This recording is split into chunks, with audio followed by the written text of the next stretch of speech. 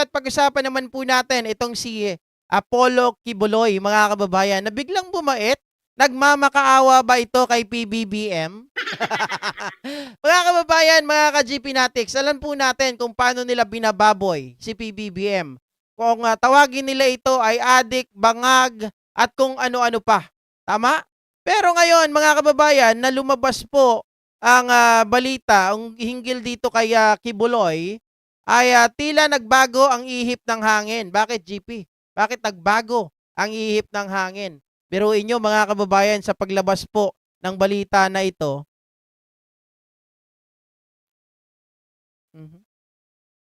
Ayun lang. Lang ya talaga to. Ay.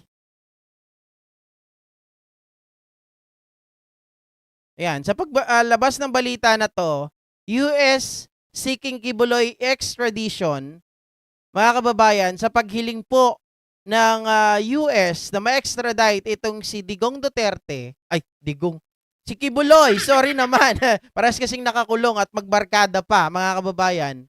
Parang sabi ko nga sa inyo, sa kanilang mga pahayag, naglabas po sila ng kanilang pahayag, mga ka-GPnatics.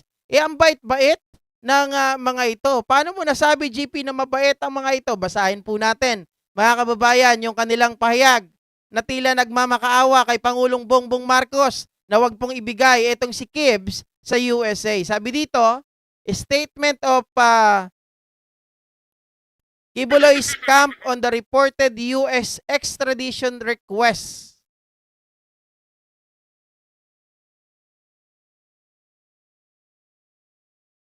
Ayan. Sabi rito, mga kababayan, makikita nyo naman po, no? In the statement, we have yet to receive an official document probing that there is indeed an extradition request being filed by the United States government for the delivery of the person of Pastor Apollo Kibuloy. Pastor pa ba yan? Detainee na yan eh. Di ba? Of the person of pastor. So, huwag na nating sabihin pastor. Dapat ano na lang, detainee Kibuloy to the United States of America. If the reports are true, we respect, mga kababayan, we respect the prerogative of the United States of America in doing such move as it is in consonance with the provision of the extradition treaty between the US and the Philippines. Kala ko ba, mga kababayan, noong una kung ano-anong pinagsasabi nyo sa US na inuutusan si Pangulong Bongbong Marcos, na tuta si Pangulong Bongbong Marcos at kung ano-ano pa. Pero ngayon naniniwala na kayo sa prerogative nila. Sabi dito, we are likewise cognizant that under Article 9 of the treaty, the US can even request for the provisional arrest of the subject. However, we felt that such requests for provisional arrest may not be necessary as of the moment in the light of the fact that the urgency requirement under that section is absent. In this case, as Pastor Kibuloy is in jail awaiting resolution of his motion for reconsideration from the denial of his petition for bail. Pero may nabasa ako kanina, mga kababayan, na sinasabi nila na tawag dito, kahit itong si Kibuloy ay nakakulong dito, ay pwede naman siya, mga kababayan, na i-extradite. 'Di ba? Pero sabi nila, hindi kaya magkaroon ng conflict yung bagay na yan. Palagay ko, mga ka-GPnatic, depende na yan sa gobyerno natin. 'Di ba? Ito po, masasabi natin, desisyon ng Pangulo, desisyon ng administrasyon kung ibibigay ba nila itong si Kibuloy sa US. Sabi pa rito, mga kababayan, we likewise recognize that under Article 11 of the treaty, it is within the discretion of the requested state, Philippines, whether to allow Pastor ACQ to be extradited to the US, whether the case against him is pending or has already been decided against him. Aba, mga kababayan, parang bait-baitan talaga sila dito. Parang ginagalang nila ang Pangulo dito. Oh. Hence, we can only manifest our sincerest hope that the Philippine government would exercise its sovereign option to allow the Philippines court to fully exercise its jurisdiction over Pastor Apollo Kibuloy's case before it will decide to transfer Pastor ACQ to the US. Mga kababayan, wala akong nakikitang sila na masamang bunga dito sa kanilang mga pahayag sa ating administrasyon. Wala kang makikitang masamang bunga dito, mga kababayan. Puro parang gusto lang nilang sabihin, nirerespeto namin ang desisyon ng Philippines kung kami ba ay ibibigay sa US or hindi. Pero kami ay humihiling na sana ay sabi dito sa huling part, mga kababayan, ay i-consider daw. 'Di ba? The Philippine government would exercise its sovereign option to allow the Philippine court to fully exercise its jurisdiction. Sana daw ang Philippines ay harangan, mga kababayan, etong extradition na hinihiling ng US para daw sabihin, mga kababayan, na hindi, kami ang may jurisdiction kay Kibuloy. Dito namin siya lilitisin. Parang mga kababayan, nakakapanibago, parang hindi ko lubos akalain na itong bagay na ito ay nanggaling po sa kampo nila Kibuloy na noon katapang-tapang at kung ano-ano mga pinagsasabi, mga ka-GP Natics, di ba may mga recordings pa yan silang inilalabas at kung ano-ano pa na paninira sa gobyerno na sila daw po, mga kababayan, ay lagi daw may drone na nakasunod sa kanila. Diba na parang napaparanoid na itong mga member ng KOJC. Oh. Pero ngayon, mga ka-GP Natics, nakikita natin ang mundo talaga, 'di ba? Parang gulong. Umiikot, mga kababayan. Na ngayon, yung kanilang ma-pride, mayabang at mapangbuli na si Kibuloy at yung kanyang mga tauhan ngayon nagmamakaawa na. Oh. Sabi ni Kelly, go, ipadala nyo na yan sa US para mabawasan ang peste ng Pinas. Sana magtuloy-tuloy investigasyon sa flood control hanggang ugat. Correct? 'Di ba? May plano kasi na tatakas, sabi ni tatakas si Kibuloy, mga kababayan. Kung may magpapatakas, 'di ba? Pero Ombudsman SC COA R. Duterte, anong mangyayari sa investigasyon? Walang makukulong, kawawa tayo. Extradite Kibuloy to face his cases. Ako naniniwala, mga kababayan, na dapat alam natin na pwede nating i-exercise yung ating sovereign option. Kaya lang, nauna po na nagkaroon ng case doon sa US. So, ako, better siguro, mga kababayan, para, alam nyo kasi pag dito sa Pilipinas, di ba, alam natin, tahimik na ngayon ang kampo nila Kibuloy. Pero hindi natin alam kung ano yung mga plano nila. Di ba, nabaliktad nga nila yung issue dito kay yung witness ni Risa Ontiveros na ngayon, ang alam ko si alias Rene ay hawak nila. Mga kababayan, so, makikita natin na may power pa rin na natitira sa mga to. Masasabi natin talagang the power ay nananatili pa rin, na meron pa rin sila. So, it should be better, mga kababayan, it should be better kung ito po ay ipadala natin, extradite na lang natin kung nandyan na ba yung request eh. Sabi kasi ng DOJ, wala pa daw talagang formal, wala pa daw request. Pero bakit ibinalita to? Bakit idinideny ng DOJ? Kasi mga kababayan, ganyan din naman yung nangyari kay Digong dati, di ba? Nung meron ng arrest warrant, dinideny din nila. Ako naniniwala na sa tamang panahon ay talagang lalabas at lalabas ito. At sana ang gobyerno natin, mga ka-GP Natics, ay ibigay na lang si Kibuloy para wag na tayong mamroblema.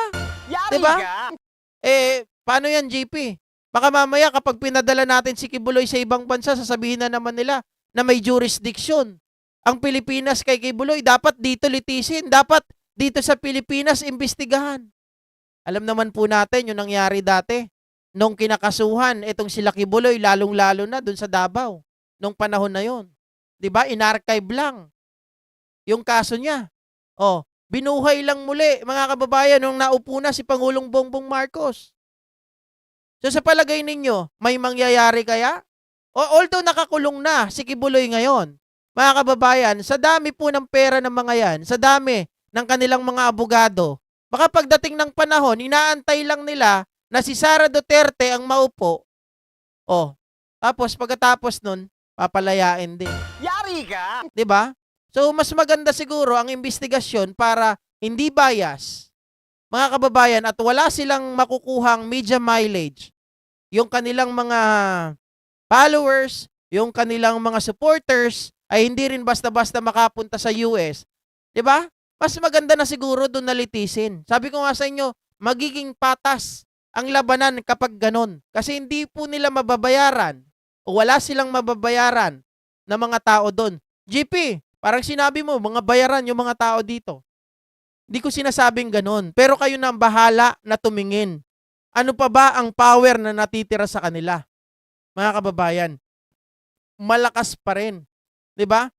Si Digong Duterte nga eh. Naalala nyo? Pati yung pilot, hinanap nila yung pangalan. Marami pa lang silang kakilala ng kakilala ng kakilala. Pinatawag dun sa pilot. Tinawag yung pilot. Tinawagan yung pilot, tinatakot-takot. Na kapag dinala mo si Tatay Digong, sisisihin ka ng taong bayan. Oh. So dito, mga ka-GP Natics, kay Kibuloy, pag dinala doon, asahan na natin, haharangan din nila yan. Asahan natin na sasabihin nila, ang Pilipinas ang may jurisdiction kay Kibuloy. Pero, again, dito sa sulat nila, mabait ang kanilang pagkakalahad, mga kababayan, na nasa gobyerno ng Pilipinas ang pagpapasya. Whether i-exercise nila yung ating sovereign rights or, mga kababayan, si Digong ay si Kibuloy ay ibigay doon sa US. So yung maliwanag yung sinasabi nila dito, dapat wag kayong umangal kapag halimbawa pinili ng Pilipinas na ipadala si Digong dahil po sa ating treaty. 'Di ba? Ano ba yan? Digong ako ng Digong. Kung si Kibuloy ay ipadala doon sa ibang bansa, sana wag kayong umangal. Dahil sa ating treaty ng US at ng Pilipinas, mga kababayan, sabi nyo sa sulat ninyo, bahala ang Pilipinas. Sila ang magpapasya. Kung i-exercise yung sovereign rights or susundin yung treaty. Kapag ganun ang nangyari, mga ka-GP Natics, tapos ang buto-buto. Yari ka! Diba? Kaya nga, doon na Alba Kaya napagkakamalang ko kasi sila daw yung tandem Yari ka! Diba? Sila daw yung tandem. Mayroon akong video na sinasabi ni Digong na siya daw ang papalit kay Satanas. Biruin mo, mga ka-GP Natics, si Kibuloy, pastor, siya daw ang son of God. 'Di ba? Pero tinatanggap niya na kaibigan niya, etong si Digong, na siya daw ang papalit kay Satanas. Puputulin pa nga daw yung, tawag doon, yung buntot. Yari ka! Pumapayag siya. Talagang mga mga hibang Oo, sabi ni Charito Sambrona, hindi na PBBM resign ang sinisigaw nila, paawa na. Correct.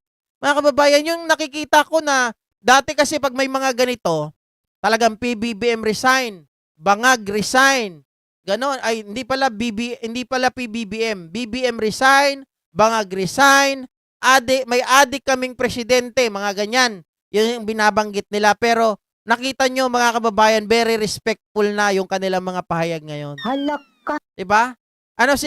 Parang nagpapaawa na sila para hilingin sa gobyernong ito na wag mong ibigay si Kibs sa US, parang awa mo na, PBBM.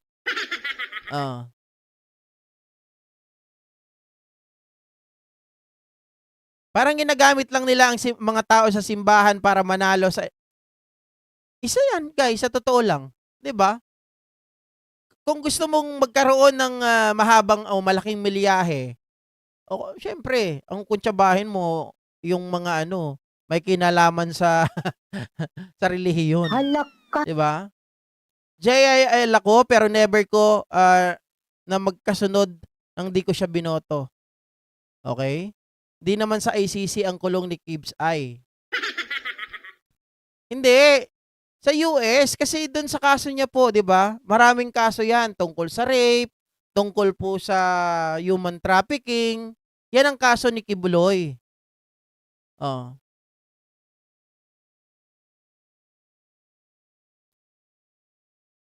Okay?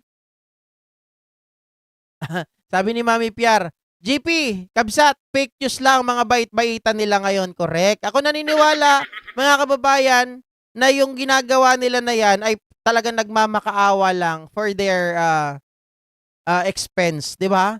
Para sa sariling kapakanan at para si Kibuloy ay hindi padala, mga kababayan. Kasi kung ganito kasi ang strategy na yan. Alangan naman, ang Pilipinas, sila ang, sabi dito, sila ang magde-decide kung exercise ba yung sovereign rights or hindi. Ngayon, kakalabanin mo ba ang Pilipinas? Mumurahin mo ba? Oy, PBBM, bangag-bangag. Oh, BBM, resign. BBM addict. Siyempre, wala na tayo naririnig na hindi mo kakalabanin. Ngayon, magpapaawa ka, mga kababayan. O, bahala na ang Pilipinas kung anong gagawin nila. Diyos na lang ang nakakaalam. Diba? Puro ganon ang kanilang mga ano dyan eh. Bahala na ang taong bayan. Ipagdasal po natin si Kibuloy. Ipagdasal po natin si Pastor na maawa po si BBM na hindi po ibigay sa US itong si Pastor. At dito na lang litisin. Hamag na yan. Diba? Mga ka-GP Natics? Anyway, thank you so much po sa lahat ng mga ka-GP Natics natin, sa lahat po ng tumangkilik sa live natin ngayon. Maraming salamat sa lahat po ng nag-like.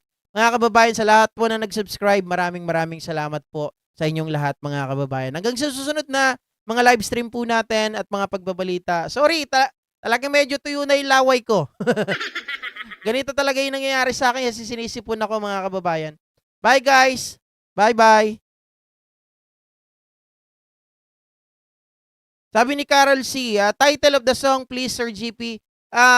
Kaisipang Pilipinismo po, Carol C.